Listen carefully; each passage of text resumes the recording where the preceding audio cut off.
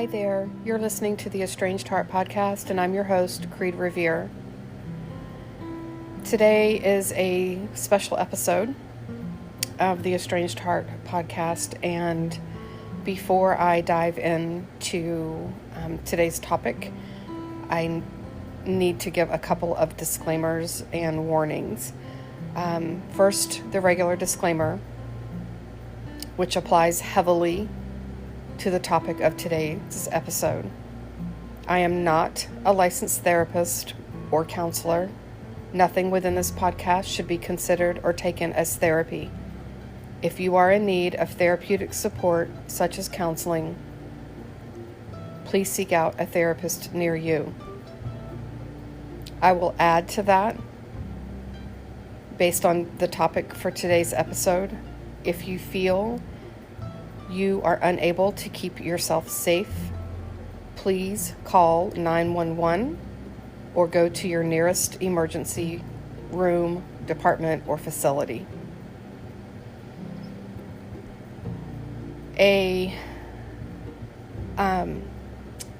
disclaimer is today's topic is about suicide. If you feel you are not in a place right now to listen to this, to be able to hear the things that will be discussed in this episode, please do not sit and listen to it. It's okay to come back to it at a time when you feel a little more emotionally and mentally stable, grounded, and safe. So please do not feel pressured to listen to today's episode. However, if you are in a place, even with some sadness, in the midst of your estrangement experience, I do encourage those who are able to listen to today's episode, because it is important. It's a heavy topic. I know that, but it's just as heavy as it is. The importance is just as heavy. So I encourage you to listen if you're able to. Okay. So I will begin with two quotes. The first is, create an environment where getting help and discussing suicide is something we do before a life is lost and not after, by Dexter Daniels. And the second, no one commits suicide because they want to die. Then why do they do it? Because they want to stop the pain, by Tiffany DeBartolo. So again, today's episode, this special episode, is on the subject of estrangement and suicide. And I felt compelled to record this special episode as a result of events that have occurred in my life over the last 48, 60 hours or so.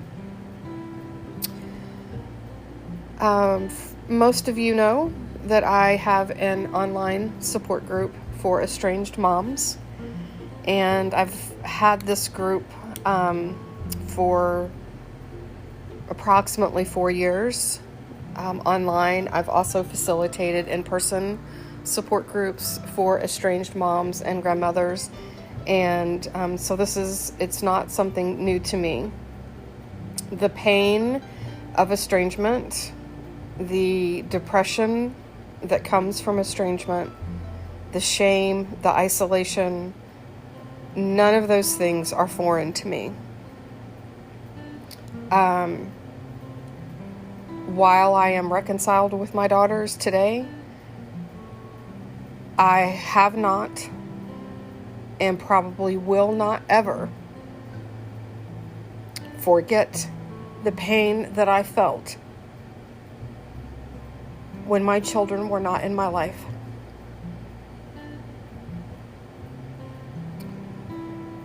there were times when I had myself thoughts of suicide. Times when I thought, if my children don't love me and don't want me in their life, then what is the purpose of going on? I share this with you today because I want you to hear this from someone who has made it out on the other side.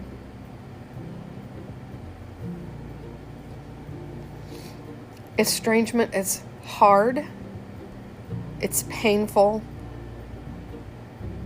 It's isolating. For most, it's shameful. And all of those things can lead a person to have suicidal ideation, and that's thoughts of suicide, and or suicide attempts, and or following through in death by suicide.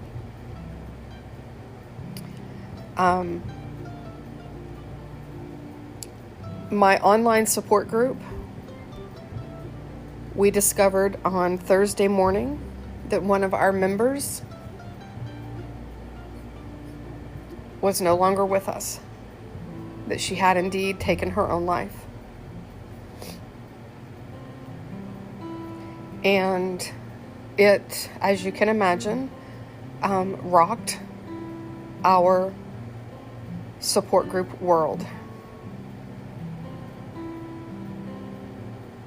Many of us have been triggered. Many of us have questioned. We've wondered how did we not see this coming? What could we have done differently? All of the things that generally come with an event like this in our life. And so I want to talk today a little bit about what we can do to help others through some dark times. I want to help us to understand some statistics regarding suicide so we can put things into context. But most of all,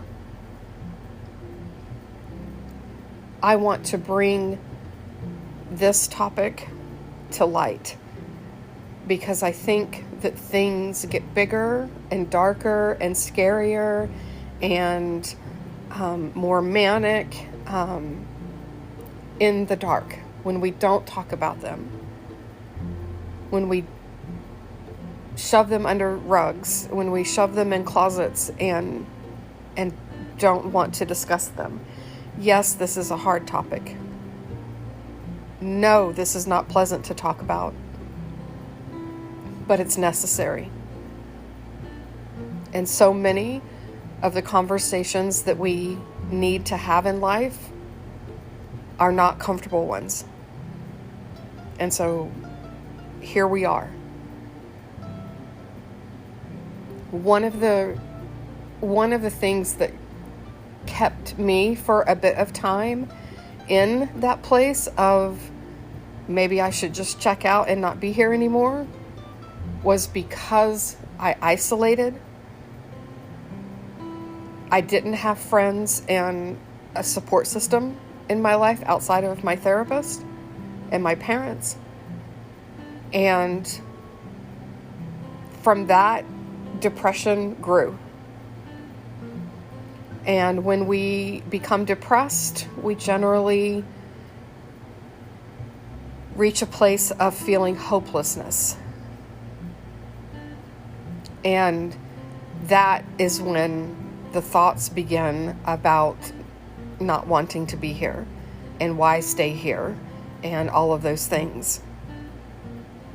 And so when we can bring the topic of estrangement out, when we can talk and be real and honest about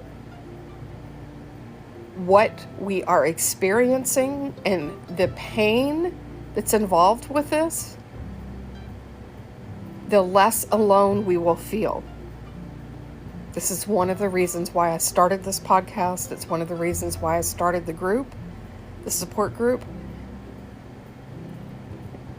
Because when we feel like we are alone in the world, and we feel like there's no one there that gives a crap about our existence, that's when suicidal ideation comes into the picture. And because of the depression, we get into a place where our perception can be distorted. Right? We may think there is no one that cares about us. I had suicidal ideation, but I had 2 parents who loved me then and still love me today, and would have been devastated had I chosen that route. But at the time, I couldn't see that. All I could do was feel like there was no hope, and that I just wanted that pain to end. I know I've talked before, briefly, kind of as a side note, that addicts are generally, they turn to whatever their addiction is in order to stop feeling the pain, whatever that pain is for them.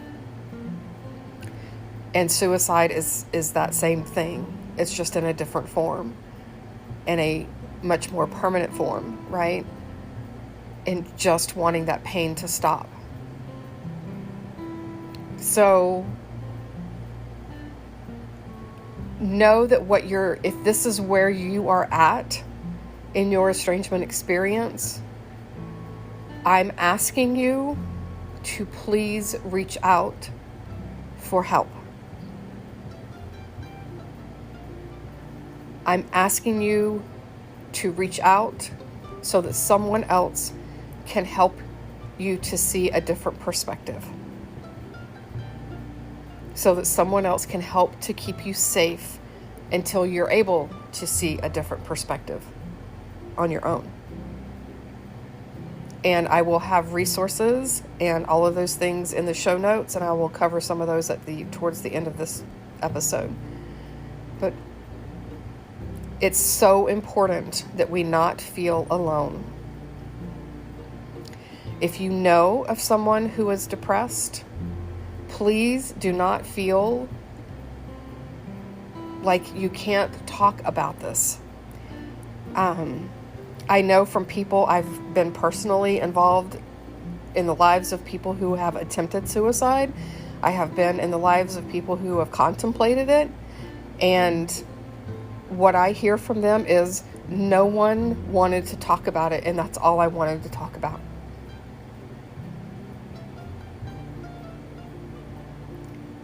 So find someone who is able to be with you and talk with you about these really tough feelings.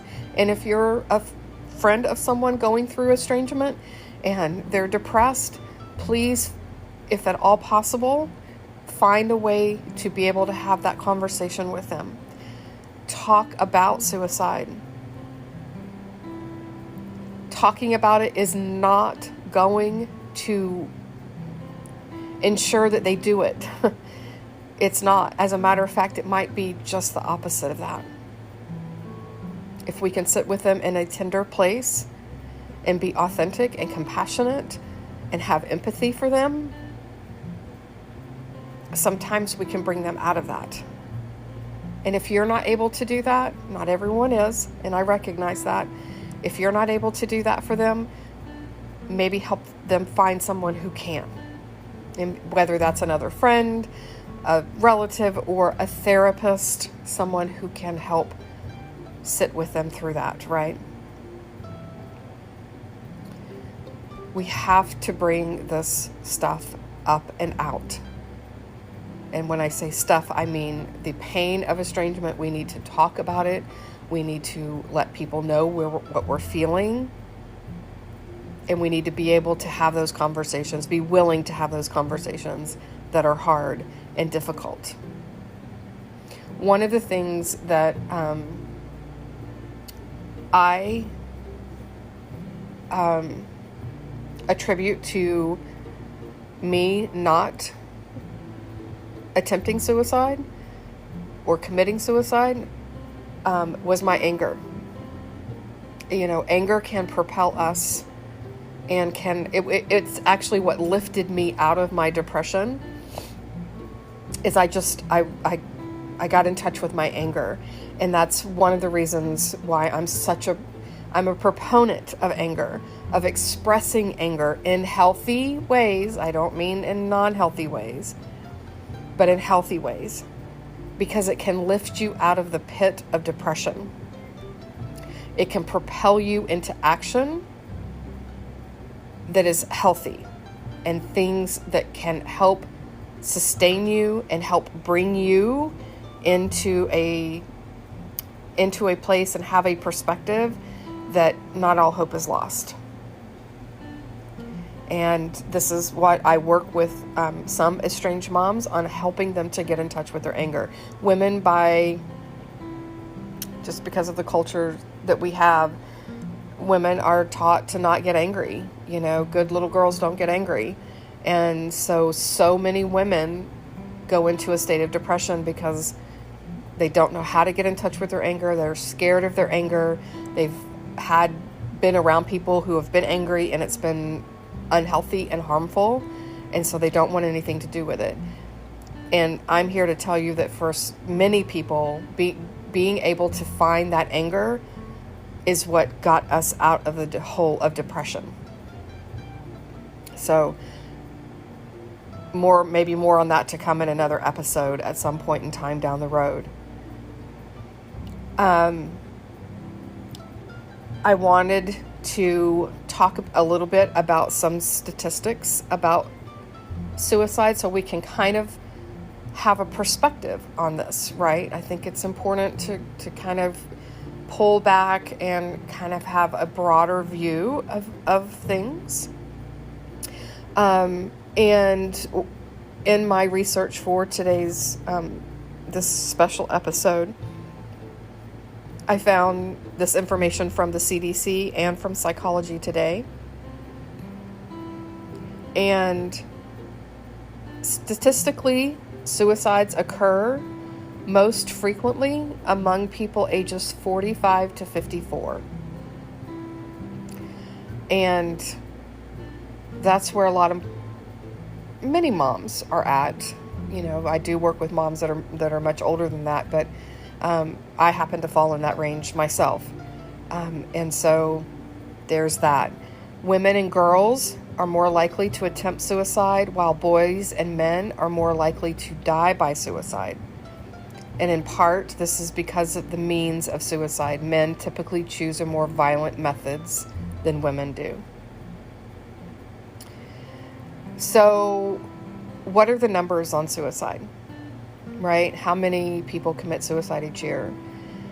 And from the CDC, from 2020, these are the statistics from 2020, 12.2 million have seriously thought about suicide.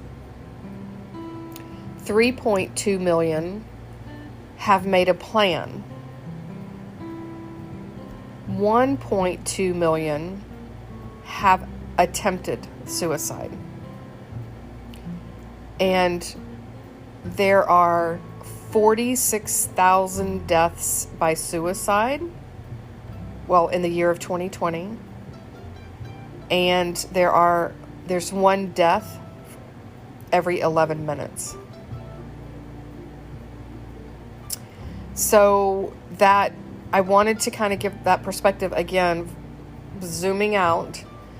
12.2 million people have thought about suicide, and 46,000 suicide deaths have occurred. So this goes to show that there are many, many people who think about it, right? You're not alone if you have thought about suicide. And the number of people that actually follow through with it is much smaller. So for those of us who have friends and family who may have, we've thought they might be considering that or what have you, I know it invokes fear with us to know that a loved one may be contemplating that. But maybe a way to kind of lower that fear level for ourselves so that we can think coherently and be able to be in a place that can be of help for someone is to know that millions think about it and thousands actually follow through, right? So I'm not diminishing the lives of those who have been lost from suicide. If there is anything that has taught me this week, it's that every life is precious. And we all experience pain.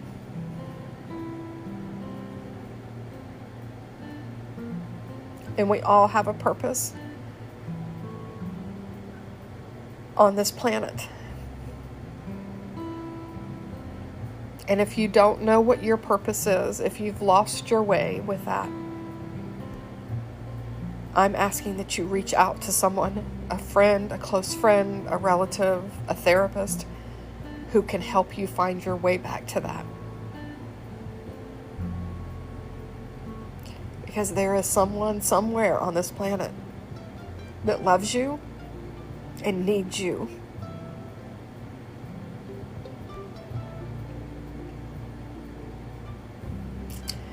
So how can we help, right? If we have someone in our life, either someone we're close to or not, right? Again, it's important to talk about it, right? It's important to know that talking about suicide with someone will not cause them to attempt it. What to avoid doing.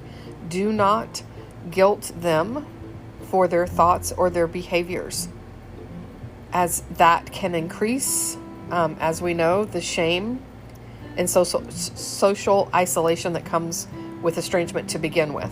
So if they're having suicidal thoughts, saying to them, how could you think that? You have, 2 other children, or you have, that just brings an extra level of shame to them. That's not helpful. It's not helpful when someone is in pain to hear you shouldn't be feeling pain. Okay, that's not validating their pain. And I talk a lot about validation, right? It's not validating their pain. So that's not helpful. And do not argue or debate the morality of suicide with them. Again, they're in pain. And when you're arguing with them or telling them how wrong it is and, the effects of the afterlife or what have you, if they commit suicide, it's just not helpful. They're not hearing that. What they're hearing and feeling and experiencing is the pain that they're in, whatever that pain may come from. Okay? What do you do? What can you do?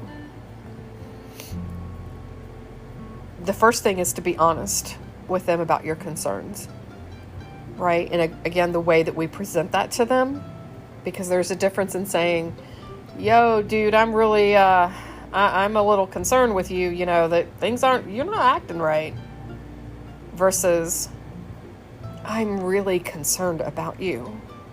I see that you're in pain and I'm really concerned. How can I help? Those are 2 very different ways of approaching that, right? Ask them direct questions. This is, again, we've got to learn how to talk about suicide.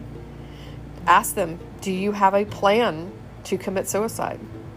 I find that in my own personal experience and my experience working with psychotherapists, with clients who have suicidal ideation, that most people are pretty honest with you when you ask that question. If they have a plan, they're pretty honest and will tell you they have a plan, right? Or asking them, do you think about hurting yourself or ending your life? Saying it just like that. Again, most of them will be honest with you and tell you.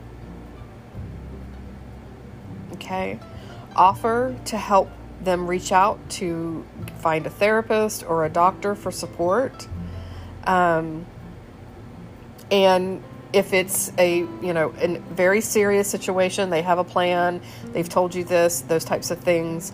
And if you feel it's safe enough, then helping, or getting weapons and things, anything they could use to harm themselves out of the home or away from them.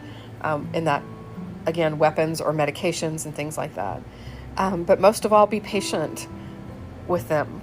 They may not be ready to talk with a therapist yet.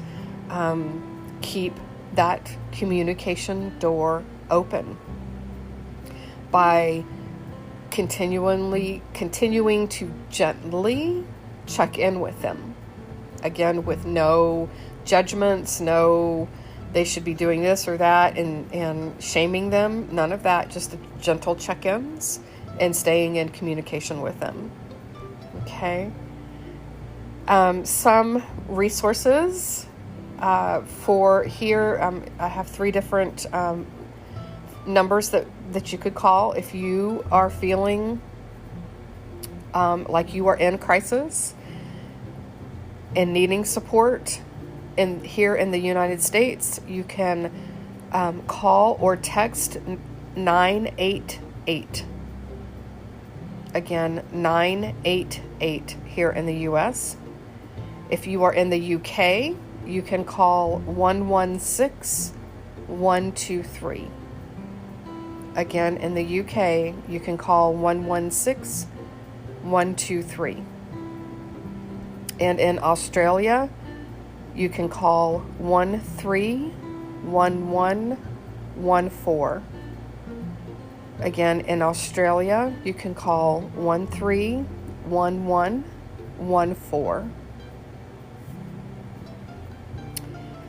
And again, as I begin to close out this episode, I want to express my gratitude for everyone who reached out to me to check in on me, from my support group, people who were concerned about me. After this news came out on Thursday morning, I appreciate you. Thank you for being concerned about me. But most of all, I want to thank each of you who gave support and checked in on your fellow estranged moms. Thank you for helping others to not feel alone at a time that's been very triggering, not only for yourself, but also for those other moms. We've done that big, brave work this week, and I am so utterly grateful for each of you. If you need to reach out, please feel free to do so. I'm not a therapist. I am not a counselor, but I can certainly do my best to try to get you help. Okay? And most of all, know that your life matters. Your life matters. I am going to close out this episode with a tribute that I posted in our group to this estranged mom whose life ended this past week. Dear Mama B, as we grieve your loss, we understand the pain you were in. As we grieve your loss, we wonder how to make sense. As we grieve your loss, we hold sacred space for the heart of yours that held undeniable love and undeniable pain. As we grieve your loss, we stand together through tears and heartache. As we grieve your loss, we choose to honor you by our commitment to move forward as we are ready, with love and grace as we navigate the painful path of estrangement. May your heart and soul now know the peace you were unable to find here on earth. May your spirit rest in eternal love. Until next time.